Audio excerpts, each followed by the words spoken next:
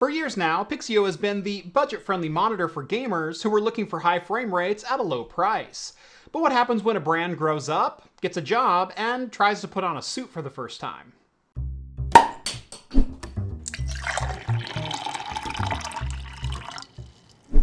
Looking to build or upgrade your gaming PC? The new lineup of Aries memory from Lexar is the easiest decision you'll ever make. Its sleek design will match perfectly with any build, and with on-die error correction, your overclocks won't leave you bleeding. Aries not only delivers speed, but it rams its way through your computing memory needs without locking horns. Rhett, what is with all these puns? Aries means ram, Jeff. It's Latin.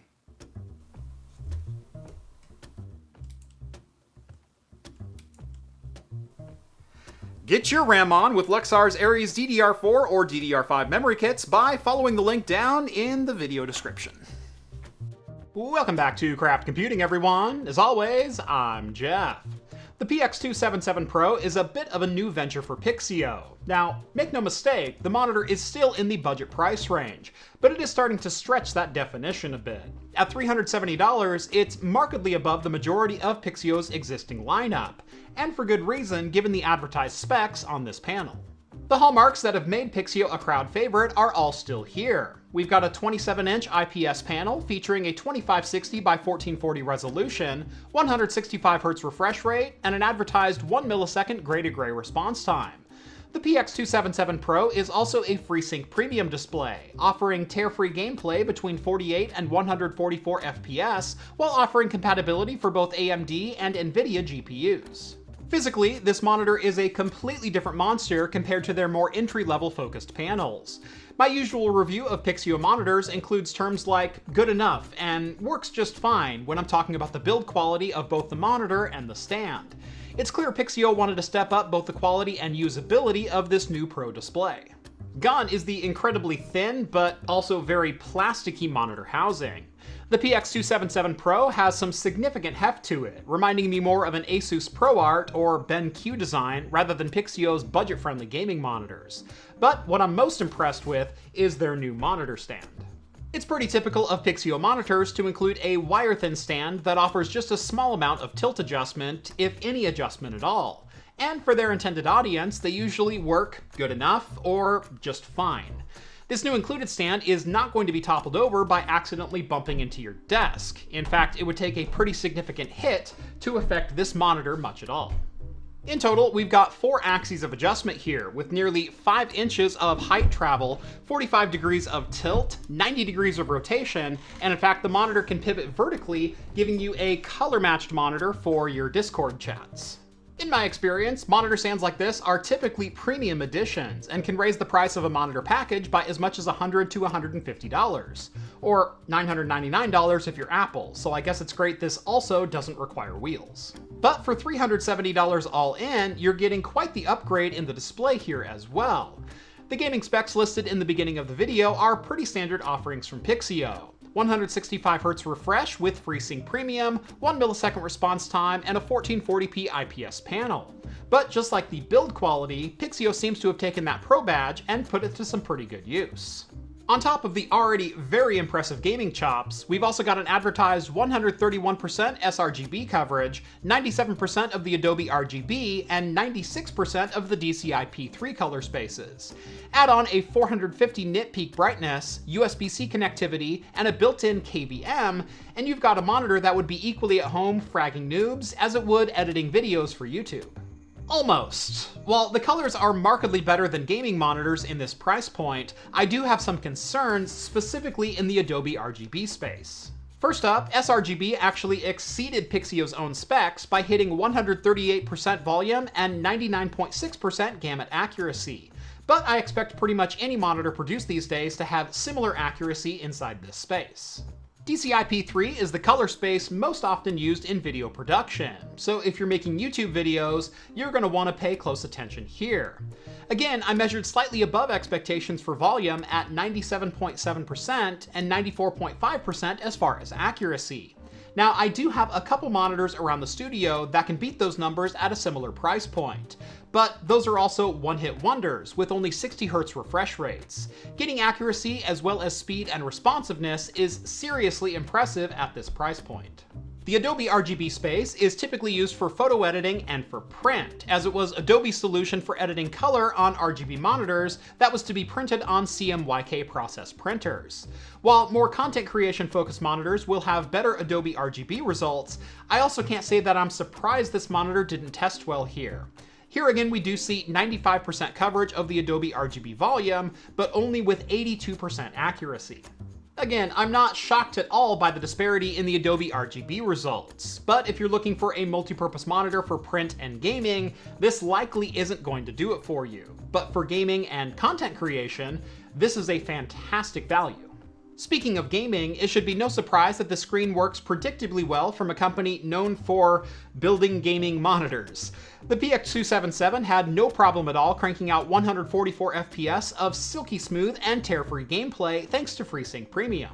Now, as good as it is, not everything about this monitor checked all of my boxes for this review either. While I really do appreciate the inclusion of KVM functionality, allowing you to connect your keyboard and mouse into whichever PC your monitor is using for input at the moment, it does feel a bit limited by the display inputs. This monitor only has a single DisplayPort 1.4, an HDMI 2.0, and a single USB-C, not exactly sprawling with options. On top of that, I had a major issue when it came to choosing an input to display. While automatic mode does work well if you only have a single device plugged into the monitor, leaving it on auto doesn't make sense when running multiple PCs. Manually selecting inputs works so long as you have a device connected to the port that you selected previously.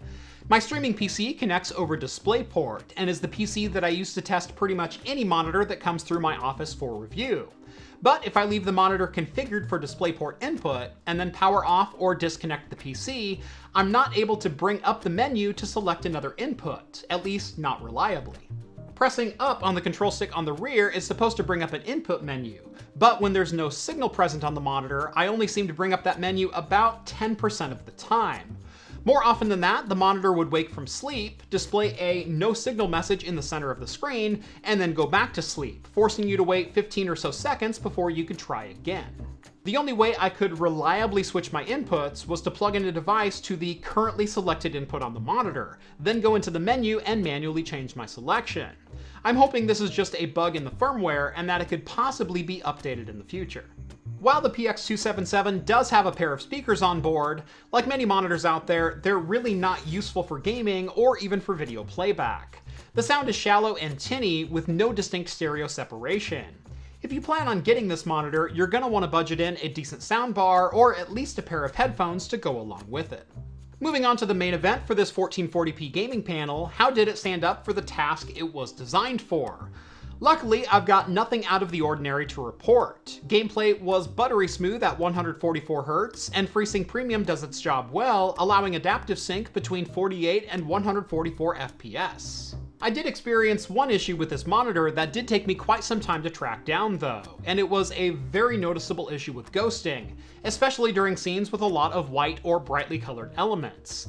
This effect was present even in the slowest moving of scenes, and was beyond distracting. It made fast motion in games nearly unbearable, being a minor nuisance at best and an absolute deal breaker on this monitor at worst.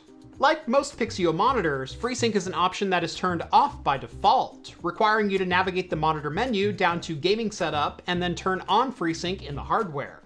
Directly under FreeSync is an option to overdrive the monitor, allowing you to tune this from 144Hz up to the advertised 165Hz refresh rate. It was the overdriving of this monitor that led me to almost trashing it in this review. You might have noticed earlier in the video when I read the specs, I listed them as a 1440p 165Hz monitor, but when I talked about gameplay, I only mentioned 144 FPS. That was not an accident. While the monitor technically supports 165Hz, it only does so when overdriven, and in that mode, it's practically unusable. Given the results here, the 165Hz advertised spec is a bit misleading from Pixio, even if they do mention in the official documentation that only 144Hz is actually supported. Personally, I wouldn't mind seeing overdrive and this 165Hz claim completely removed from this otherwise fantastic monitor. Pixio has long been known for their budget gaming monitors, appealing to those who were after high frame rates with pretty much no other considerations. The PX277 Pro is their first attempt at moving out from their parents' basement and starting their first real job. While this isn't a monitor I'd rely on for professional print work, Pixio has done an excellent job with video editing color spaces. They also haven't forgotten that for most of their customers, gaming comes first, and this monitor still provides an excellent experience there. Comparing this to a similar monitor from BenQ in the EX2780Q, which I reviewed last year, there's a ton of value in the Pixio PX277 Pro. Both are 1440p 144Hz IPS panels with a peak brightness well above 400 nit. Both include highly adjustable and stable monitor stands and have reasonably good color reproduction, with the BenQ coming out slightly on top, mainly in the Adobe Rgb Space.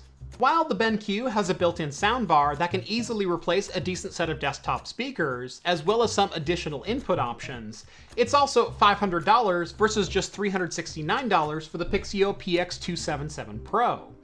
In their first foray into multi-purpose monitors for gaming and content creation, Pixio hasn't exactly embarrassed themselves, and given their track record for bringing sought-after features down to affordable prices, I'm curious to see which premium monitor specs makes their way into the lineup next.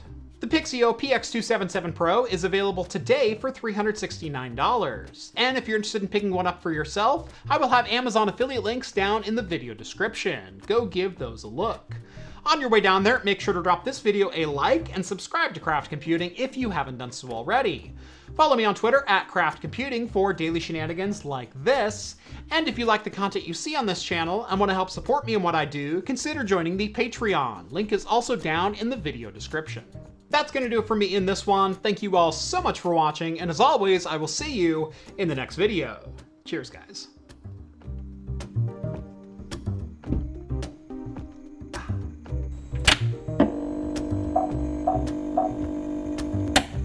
Beer for today is from Transient Artisan Ales. It is the Geometry Attack Double Dry Hopped IPA, clocking in at 8%.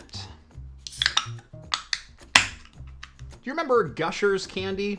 How incredibly juicy, yet sweet and sour some of them were? Boy, if that was ever personified in a beer, it's inside this glass right now. Incredibly sweet, very juicy, leaning towards...